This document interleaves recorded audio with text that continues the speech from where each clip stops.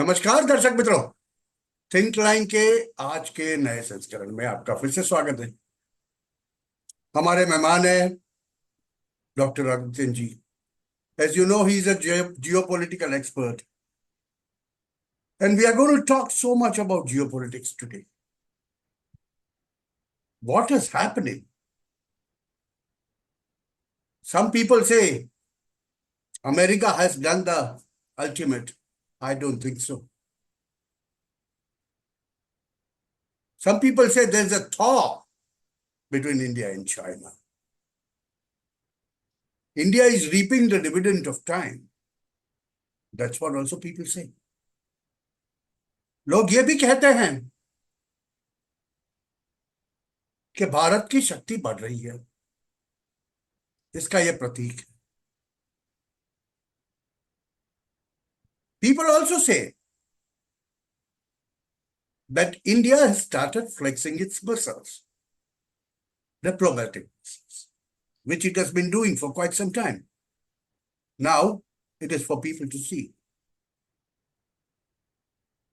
Canadian Trudeau might do anything, but then when the entire West sees those jappies of Vladimir Putin with Narendra Modi and sees Vladimir Putin sitting on one side with Narendra Modi on the other side with Xi Jinping, three in a single frame. So many say, that this is the beginning of the end for the West.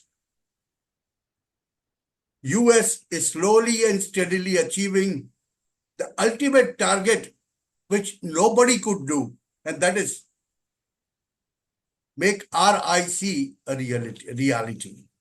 Well, will that happen? I don't think so. That will not happen.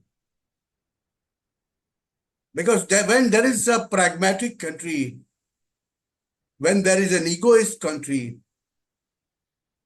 two together, pit in together, at the most they can have is a Thaw. And that's what we are witnessing today.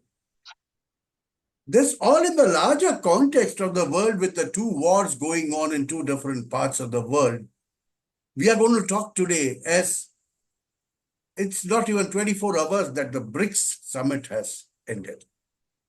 And the primary reason for BRICS, let me tell you, friends, is the financial security of the states which do not want. Let me be very clear. I'm going very slowly, speaking very slowly, purposely for the nations and for the countries. Those who do not want US to intervene each and every time we use fiat dollar. So they want some other different arrangement through which they can pull this dollar out of the context. And that can happen only if they trade in the local currencies. The essence and probably the purpose of BRICS was to get this financial security for the nations that are coming up in the South.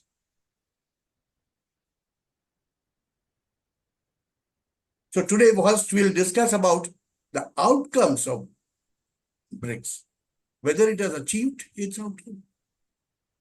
But then, it's on a very premature stage, I would say, because it doesn't have a secretariat. It doesn't have an agenda. Yes, a purpose there. For optics, it was a big thing. But on reality, on pragmatism, how much it? We are all going to discuss all these things with Dr. Adityanjee. He's going to tell us. He's going to rather teach us. What was it exactly? Because it looked, very nice. In 3 months, second time your Prime Minister getting a red carpet welcome and a jappi. But as some Western analysts say, it means nothing. We know how much it means. If you don't give us GE 404 engines, we'll take it from Russians. We'll take it from French. And that's the way you hedge your bets. And that's what Bharat is doing. And that's why, I'll go with the optics too. But at the same time, I want to know how the Western world, what is the Western eye on the the outcome of this BRICS meeting. Because from 5, it has officially become 9 now. And of the new entrants, 2 are oil-rich countries. And the third one is a perpetual trouble creator for the Islamic world. Dr. Adityanjee, very warm welcome. And with this introduction, I'll give the floor to him. Let him start. Thank you, Mr. Bhatt, for inviting me again on your platform. It's a pleasure to be here. And it's indeed a pleasure to talk about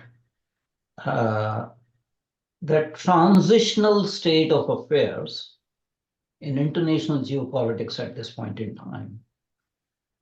And on the x.com, I don't know who posted, but somebody posted a very, very witty comment. And I'll share with you and with your viewers that with conclusion of BRICS, we are seeing a multipolar world with bipolar characteristics and unipolar dominance. How superbly described. Very apt description. Basically, we are moving into an era of multipolarity. You still have a dominant hyperpower, but it is edging into some bipolarity, not completely bipolar, mind you. It was bipolar till 1991. Since 1991, it has been unipolar. So there is unipolar dominance, which is fading away, leading to a superficial bipolarity. So bipolar characteristics, but not bipolar yet. And it will never be bipolar because it is going towards multipolarity. I'm very, very sort of pleased that you mentioned RIC. A lot of people don't know what is RIC. RIC was conceived and conceptualized by one of the prime ministers of Russia. His name was Yevgeny Primakov, part of Primakov doctrine in middle of 1990s, after the dissolution of Soviet Union. When Boris Yeltsin was the Russian Federation president, Primakov basically conceptualized that dealing with this superpower, hyperpower, you need to bring these 3 countries together. And at that time, the only enthusiastic support of Primakov doctrine was Russia. China didn't want to do anything with it because they didn't want to antagonize India. And India was not in the habit of getting into any kind of, groupings and, axes or alliances. So we were non-aligned much more than anything else. Kind of. So RIC has seen its own vicissitudes, its own incarnations and reincarnations, and it superficially appears it is there, but it is not there. Because at this point in time, I think none of the 3 parties are interested in having RIC. Now, people have been saying that with multiple sanctions on Russia, Russia is becoming a junior partner of China. Does Russia want to be a junior partner of China when they had been a senior partner forever? Well, they are having a tactical alliance with China. There's nothing strategic about it. They know what Chinese intentions are.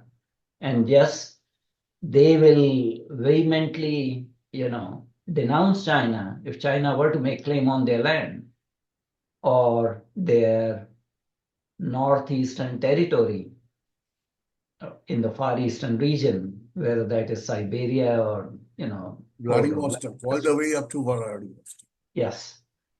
So does India want RIC? No. But if there's a meeting, shall we go? Will we go? Yes. Why not? If you are invited, you should go. You should not close any of your options.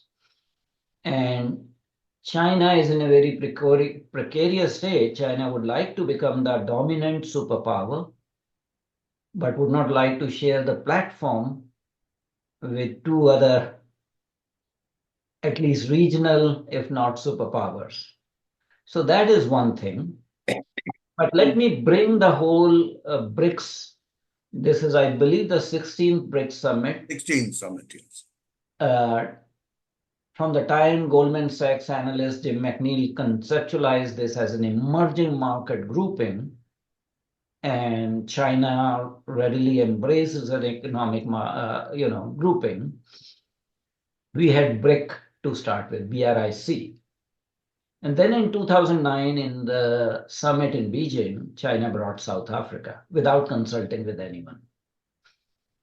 And I remember that because I wrote a piece called, I think it was like violating the strategic space of India. Because what China was trying to do, dilute Indian influence by bringing South Africa. South Africa has been beholden to China because of economic aid. South Africa has never been an emerging economy. Its economy is not of the proportions, but China brought it deliberately because China wanted to break what is called IBSA. And IBSA is India, Brazil, and South Africa. So there was a trilateral. In BRIC, Brazil is already there, India is already there. So by pulling South Africa into this, they made IBSA irrelevant. And the main mover behind the concept of IBSA was India. So I was pretty miffed at that point in time. So I remember that they did that expansion without asking anyone. And since then, China has been dominant because they, on every issue, they get South Africa's support. Even if Russia and Brazil try to counterbalance China. But this summit has proven several things. It was a glorious moment, and I'm saying glorious moment in an objective sense for one person. And that person is Vladimir Putin. Yes. Look at the optics. There are these not only the original founders of BRIC or BRICS, 4 other members officially there on the platform. 32 people have lined up. So there's so much of eagerness of people to join BRICS, or rather I should say BRICS Alliance or BRICS Association or BRICS Plus, because it's no longer BRICS. It is BRICS Plus. But 32 people 32 countries having put their application. So obviously there will be deliberation. There cannot be any quick entry into the organization or alliance or grouping or whatever you may call it. But this was after 2.5 years of drubbing Vladimir Putin got, to the extent that he could not travel to South Africa because of the International Criminal Court's warrants. This was his moment. Let's be very gracious to that head of the state, whether we agree with him or not. He's back on the international fora. People are vying to be there. And he is sending a message to United States. Okay, you can put sanctions against Russia, but Russia is developing alternative payment mechanisms, alternative trade mechanisms, whether it's in grain or other things, so that we can bypass the so-called rule-based order that is controlled by the Western Imperial Alliance. It also signifies a milestone. We have talked about irrelevance or degeneration of post-World War II Bretton Woods institutions that are IMF, World Bank. So having a parallel whether international payment system in contrast to SWIFT's or having some sort of cryptocurrency for BRICS country, which is not there yet, but at least there's a talk about that, or alternative currency Putin mechanisms. himself said it's very premature to talk about an Yeah, alternative currency. but the message is being sent that we will trade internationally with you, without you, and despite you. And that message is going from not just Russia, but all the member countries, G9 BRICS, and yet to be expanded BRICS. So this presents very challenging and very interesting international scenario. People are talking about de-dollarization. This will lead to de-dollarization. Again, it's hyperventilation. Dollar is going to stay as an international currency. There's no doubt about it.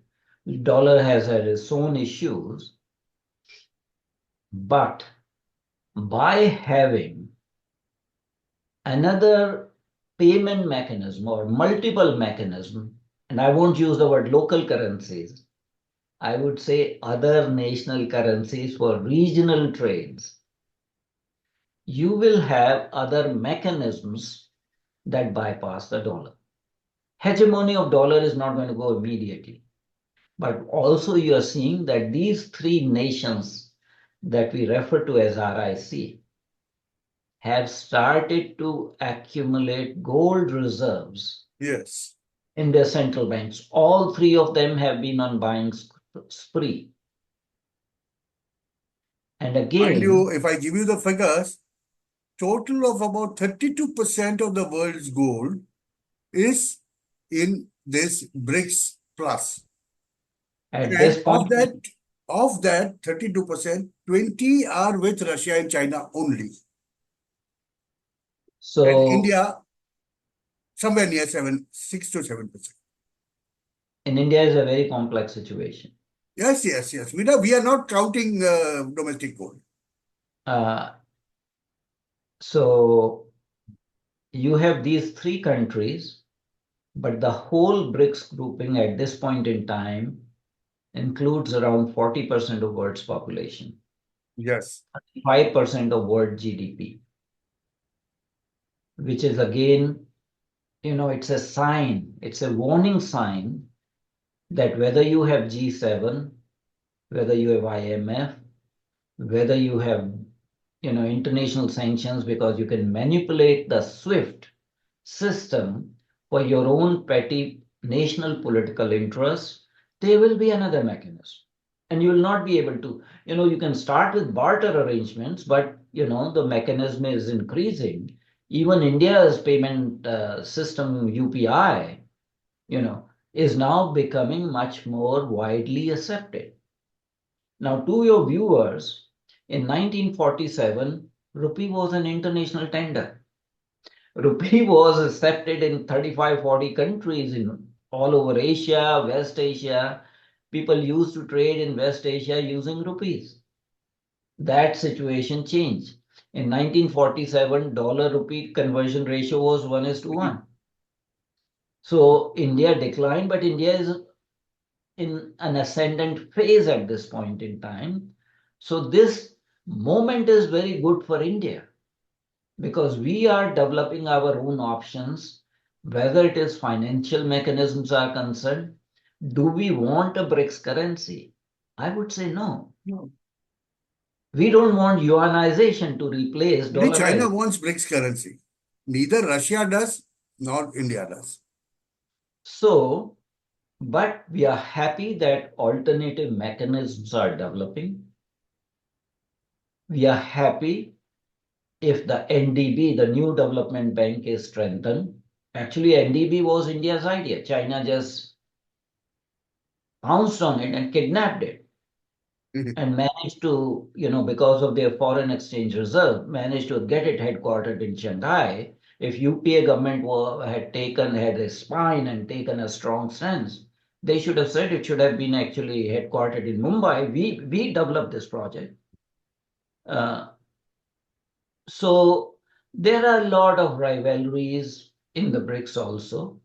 But one thing I want to clarify, there are a number of quote unquote blocs, groups, countries, associations that don't have a permanent secretary. Does Quadrilateral Security Dialogue have a permanent secretary? Did NAM ever have a permanent secretary? They never had a permanent secretary. So just the fact that BRICS does not have a permanent secretary does not actually diminish the relevance. Issue is that whether it is a homogeneous formation. Answer is no. It started as an artificial economic marketing concept, and now it's developing into a developmental concept, a developmental alliance, a trade. It's not even a trade alliance, but now the thing is being touted for sustainable development and trade and all these kind of things. We are yet to see how this will go. One thing is very certain: in the supplicants for application, one country's name has been rejected. They have not even applied, and they were not even the observers. There were talks that China will insist, but I think they got a whiff of this thing. So it was Putin's moment. It was also India's moment. It was Putin also and India have been seeing and talking the same language. Now, I want your comment on one particular sentence which has been repeated by everyone. First, Jaishankar said it, then Modi said it, and then Putin said it. It's not We are anti-Western. not, the sentence was, we are not anti-West. It's non-West. It's non-West. And that's the reality. The globe is a large place. This earth is a large place with more than 200 countries. 7 countries cannot determine the economic outcome of the entire world.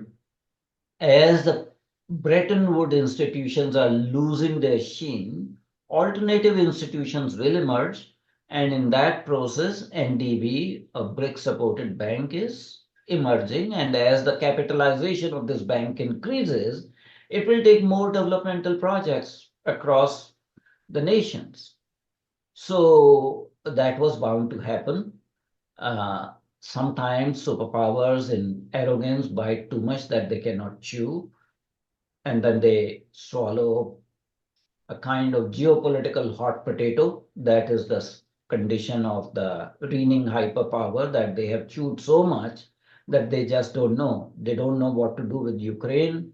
They don't know what to do in West Asia at this point in time. And they are doing what is called engagement of India. You engage India, but you also contain India simultaneously.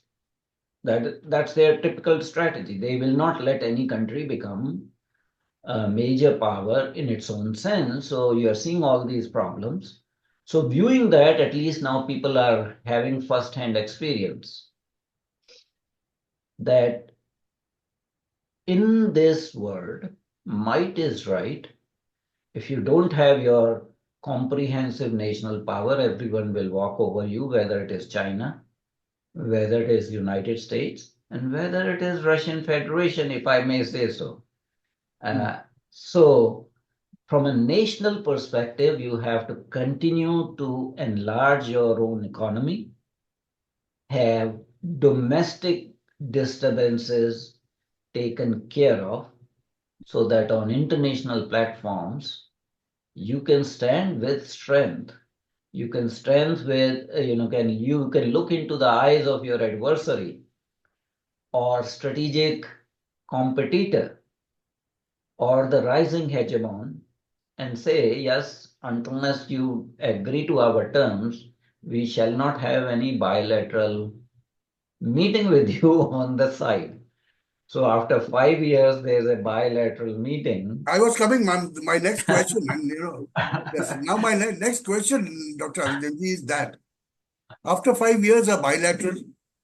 Before 2 days before that, there is an announcement of disengagement of the troops from line of actual control. A baby step. Some enthusiasts were again singing the song that Hindi Chini Bye Bye, which is not so. A very, very cautious approach by the Indians was seen in the bilateral when the statements from Narendra Modi and Xi Jinping that came out. Xi Jinping talked of, उन्होंने सीधी बात की कि हम लोग दोनों देश मिलकर trade बढ़ाएंगे. He was talking of business and trade. That's what he said. But Modi ji said, nothing can proceed, nothing can happen till there is a normalcy on the border. And that will come only through mutual respect. Because that middle kingdom syndrome, for China in Asia is something to be bad of. But right now, they seem to be buying time, giving India some few years of So we are getting peace for a few years from Chinese side by this process which started. It looks like that. How do you look at it? So analyzing this, I was talking about just like the superpower solid a geopolitical hot potato. China also has its own hot potato by poking finger into India's eyes. And they could not even accept how many soldiers they lost. Yes. 1 year after that conflict, they said only four soldiers died, but there are still reports suggesting one coming from Russia saying Australia. 4, and then another one saying more than 100. So I think that experience is very vivid in their minds. For a country where one-child policy was the norm, none of the families want to sacrifice their sons in an unnecessary war. So that is definitely there. India remained firm, but again, don't jump to conclusion, don't hyperventilate that Bhai syndrome has been resurrected. India is much wiser. You cannot keep on having hot wars everywhere. So you have to make some tactical adjustments. A message has been sent to China that they should behave, and they would probably try to behave because they cannot again, have confrontation at every front.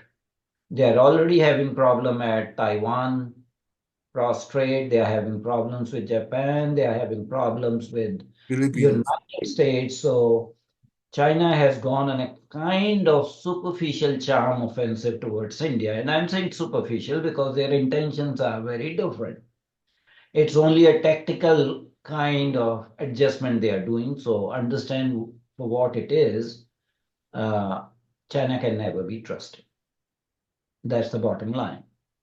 So everything has to be interpreted from a long-term perspective. But yes, at this point in time, I think we should continue to enhance our capabilities, consolidate our economy, consolidate our GDP, take care of the domestic problems we have, because we have a problem within. I don't want to go into that. So No, it but that gives has been created, sir. I'm coming to that. We will finish that our talk. These internal problems of India are by and large, made by this so-called superpower. There's a figure. I would like to give it to my viewers. During general election, it is an estimate that about 17 to 20,000 crores had come from outside. During Haryana election alone, last time which was held, about 10 to 12,000 crores have come in. Now just imagine if some Uncle Sam, some Pannu, or some Turdo, oh sorry, Jacinda Singh Trudeau can send this much of money. What else they can't do? And that's what is happening. And that's why I stopped Dr. Adityanjee in his flow. Sir, take it back. But we know this. We have to fix it, and we know this. And do you think that Bharat, as you know, Chinese say, bide your time, hide your cross? I think, yes, we have to do that. We have to do that. So tactical adjustment with China is in India's favor.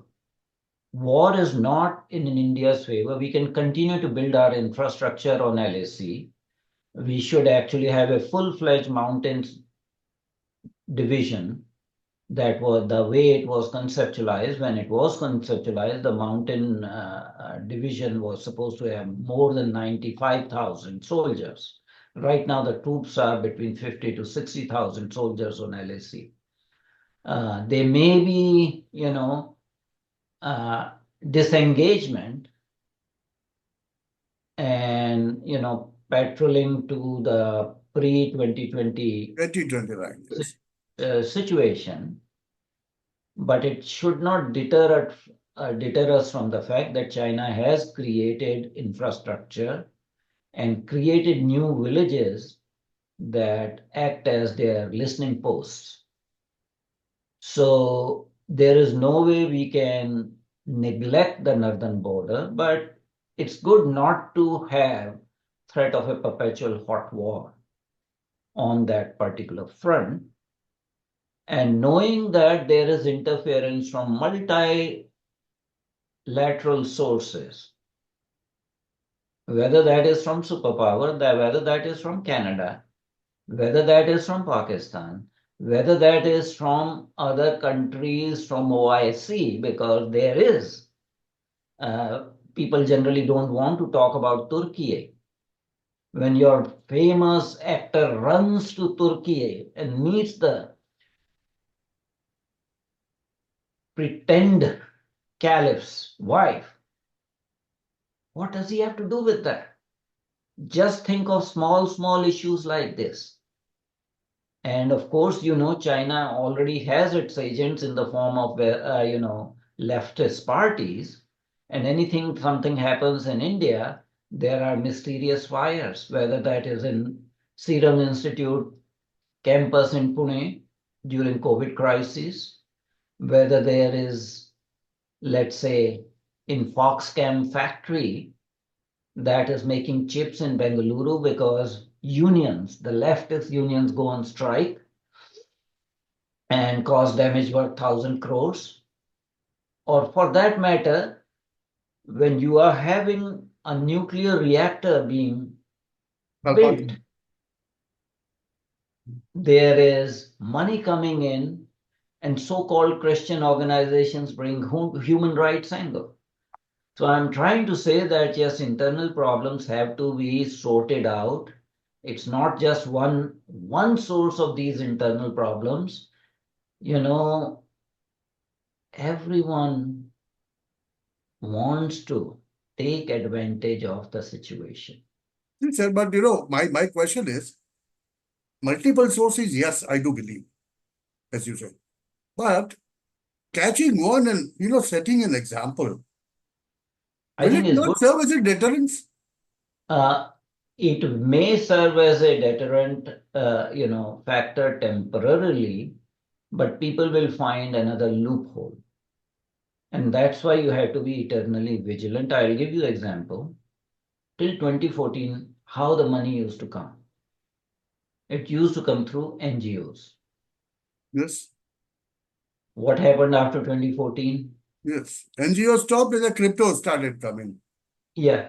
So, the FCNRA was implemented. Not that it was not in implementation, but it was tightly followed. The rules were followed, and people's, licenses for, foreign exchange donations were, cancelled. Some of the bank accounts were cancelled. Some organizations were taxed to the extent that BBC had to eat a crow Yes. and admit, yes, that they were doing illegal things, they were withholding taxes and things like that. So what I'm trying to say, when your opponent is determined, they will try each and everything. Again, Muhammad Ghori, how many times the invasion was done? It is that kind of situation when we talk about domestic situation. So the price of freedom is in eternal vigilance. India will have to continue to be eternally vigilant for outside influences, and it's coming from multiple sources. Yes, you can make an example, but make it such a strong example that people will think twice. And they can be, certain situations that you can make examples. It's not that you cannot. Everything cannot be discussed in a public show. But yes, things can be done for each of those actors. And it is quite a few things Deterrent that I has know of, we cannot talk, which is being done right now. And it's in the deterrent process. action has to be actor specific. Yes. There's not going to be just one deterrent action. So having some relative peace on the northern border is in India's interest. Whatever Chinese intentions are, we are not coming to bye-bye syndrome situation, but it gives you some breathing space to improve the comprehensive national power. It also gives you some space to look. You have given a very, very nice geopolitical message in the optics. And there's one sentence that was uttered by Vladimir Putin, on which Narendra Modi laughed. And he said that you don't need a translator to understand. We already know each other. you know. So I think that is a very, very strong message to the Western imperialist alliance who were trying to tear India asunder from bilateral relationship with Russia. And Russia knows that it is in their interest to continue to have India in their corner because they rely on us. It's not that it's one-way relationship. It's not one-way relationship. It's two-way. It's mutually convenient bilateral relationship. They may have been irritant here and there. Yes, sometimes Russia has done impetuous things like hobnobbing, flirting with Pakistan. We know all that. And But we had also run a nuclear pact at that time with USA. so ultimately, it is a good thing. Whatever BRICS, whatever form it takes, BRICS successful summit has put a ton of bricks on the Western Imperial Alliance hopes to tear apart this mechanism, play one country against each other. And I think the major achievement is that you are going to have an alternative trading system, an alternative currency swap system, or an alternative international payment system. And in that process, there will be multiple options. There will be a Russia-backed option, which they try to use for countries of CIS or CSTO. There's an alternative China-backed system. There's a UPI interface that India does. So everybody will have some space. So let me talk about the marketplace. Marketplace will have multiple vendors. It is just like polytheism. You have multiple deities and you worship whichever deity you want to. So there will not be just one book, one God, one way of doing things, my way or highway. And Sir, I my think that, way or highway is something that is what India has been opposing with its strategic autonomy. yeah. And more And than that, either you are on my side or their side. You are a friend or an enemy. There's nothing in between. But for India, we are friends of everyone, but enemies of nobody. And that's I what think India has been portraying it. I think you have to put it back in the same lingo, same dialect as the Western imperialist alliance, specifically United States, the foggy bottom, the Department of State has been saying. For decades, whenever India complained to United States about their preferential treatment of Pakistan while trying to build relationship with India, the diplomats from that side would say international geopolitics is not a zero-sum game. I think this needs to be told by Okay. Jaishankar that international geopolitics is not a zero-sum game. Our relationship with Russia is not at your expense, and our relationship with you is not at Russia's expense. We are going to deal with both of you. Similarly, we are not going to swallow lock, stock, and barrel your line on China. You cannot use our shoulders to fire at China. Just be very aware. You may have certain geopolitical, interests across Taiwan Strait in East Asia, but they really do not coincide or harmonize with our own geopolitical interests, which are different. Either you shape up, you act up. Otherwise, we are an independent sovereign nation. We will do what is in our geopolitical interests. So the optics is very good at this point in time. From Darshit all the Mitro, सीधी बात. Optics are very good. The first step is taken, and it's well taken. Now we have to follow it up. How much? The time will tell. पर दोस्तों जाने से पहले आप सबसे फिर से एक बार निवेदन, please like share and subscribe our videos. Please भर भर के कमेंट भी कीजिए, जिससे हमें आपको अपने आप को इम्प्रूव करने में काफी मदद मिलता है. आप लोग काफी काफी मात्रा में देखते तो हैं, पर कमेंट नहीं करते. कमेंट कीजिए, show us our flaws, and will be really really grateful because it will help us improve. तो मित्रों, आज की बात BRICS summit, BRICS meet, well क्या कहे. ब्रिक, BRICK, हिंदी में भाषांतर करूं, ईंट. ईंट का जवाब पत्थर से, वो तो होता है हमेशा. And will BRICS prove to be a real answer to the Western alliances? Well, only time will tell.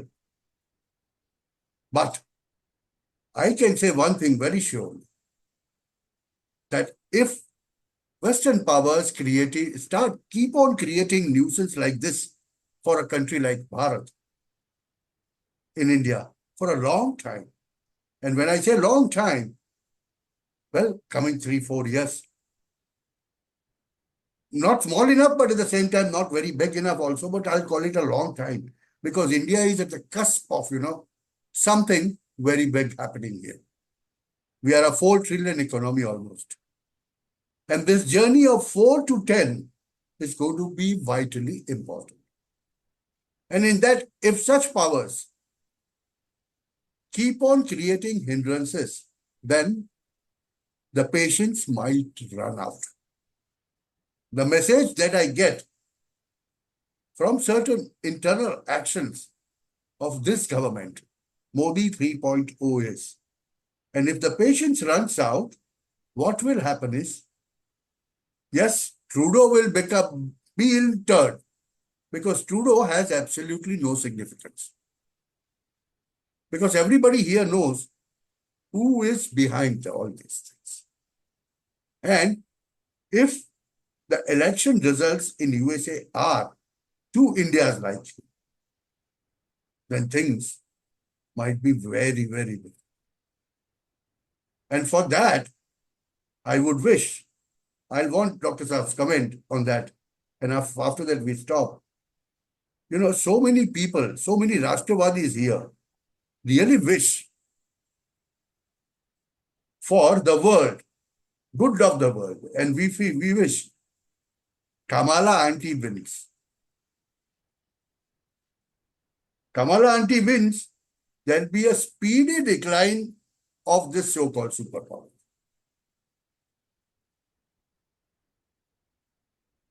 Sir, So before going, I would not put a crystal ball and gaze into future, but I will say one thing.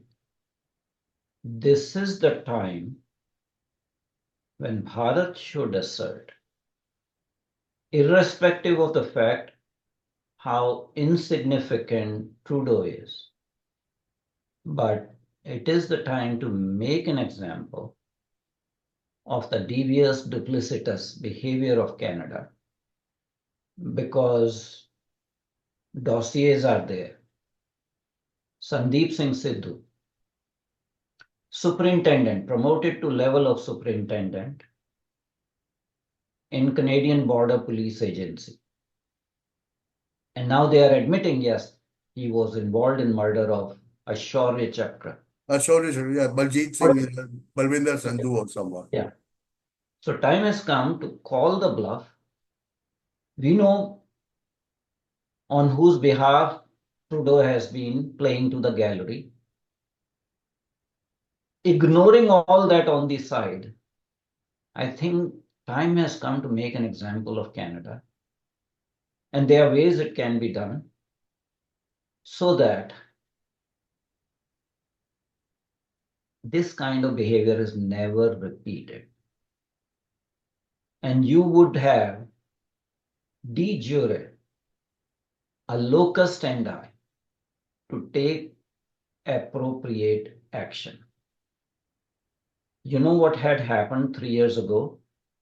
The CFO of Huawei was arrested by Canada on an international warrant that was given by a third country for violating sanctions in Iran by Huawei.